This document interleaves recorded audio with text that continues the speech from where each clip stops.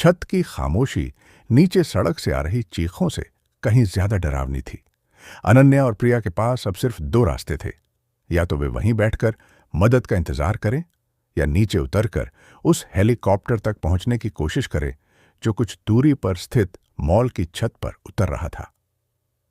अध्याय 2, मौत का गलियारा। हेलीकॉप्टर की गड़गड़ाहट सुनकर प्रिया की आंखों में उम्मीद की चमक आई। अनन्या, देखो, वह मॉल ज्यादा दूर नहीं है। अगर हम पार्किंग लॉट के रास्ते पीछे से निकलें तो शायद पहुंच सकते हैं। अनन्या ने नीचे झांका। नीचे जॉम्बीज का हुजूम था, लेकिन बिल्डिंग के पीछे का संकरा रास्ता अभी भी खाली लग रहा था। खतरनाक योजना दोनों ने अपने शरीर को मोटे कपड़ों और डक्ट टेप से ढक लिया ताकि काटने का असर कम हो। हथियार। अनन्या के पास वही लोहे की रॉड थी और प्रिया ने एक भारी तवा और चाकू ले लिया था।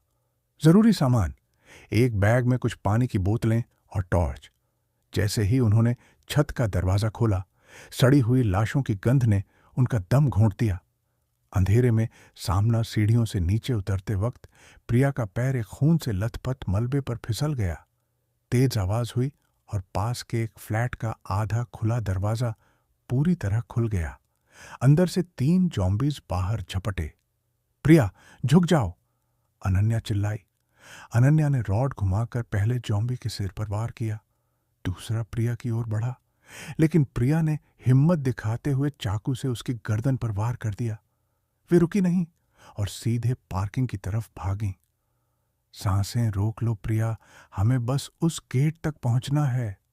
मॉल का मंजर पार्किंग लॉट से बाहर निकलते ही उन्हें मॉल का पिछला हिस्सा दिखने लगा। हेलीकॉप्टर अभी भी वहां था, लेकिन उसके इंजन की आवाज सुनकर सैकड़ों जॉम्बीज उसी तरफ बढ़ रहे थे। तभी अनन्या की नजर एक खड़ी हुई स्कूटी पर पड़ी, जिसकी चाबी वहीं लटक रही थी। किस्मत हमारा साथ दे रही है, जल्दी बैठो। जैसे ही स्कूटी स्टार्ट हुई, शोर सुनकर दर्जनों जॉम्बीज उनकी ओर मुड़ गए। अनन्या ने रेस दी और भीड़ को चीरते हुए मॉल की रैंप की ओर गाड़ी दौड़ा दी। आखिरी सीढ़ी मॉल की छत पर पहुंचते ही उन्होंने देखा कि हेलीकॉप्टर का पायलट इशारा कर रहा था। वे बस निकलने ही वाले थे। पीछे से जॉम्बीज का एक झुंड रैंप पर चढ़ रहा था।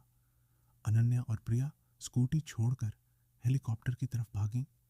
आखिरी सेकंड में पायलट ने हाथ बढ़ाकर प्रिया को अंदर खींचा और प्रिया ने अनन्या का हाथ पकड़कर उसे ऊपर खींच लिया।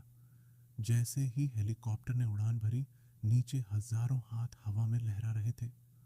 अनन्या ने नीचे जलते हुए शहर को देखा और प्रिया का हाथ दबाया। वे बच गई थी, लेकिन दुनिया अब पहले जैसी कभी नहीं होने वाली थी।